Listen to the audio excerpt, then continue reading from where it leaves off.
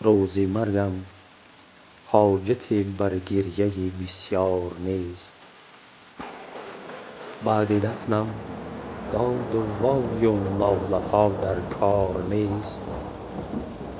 گر نداشتم قیمتی در زندگیم پیش تو، وا دریغا بعد مرگم خیر تو در کار نیست.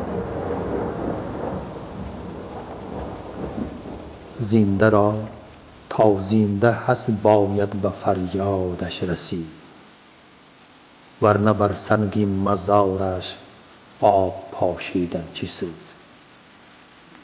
گر نرفتی خانه اش تا زنده بود، خانه صاحب بزا تا صبح خوابیدن چه سود.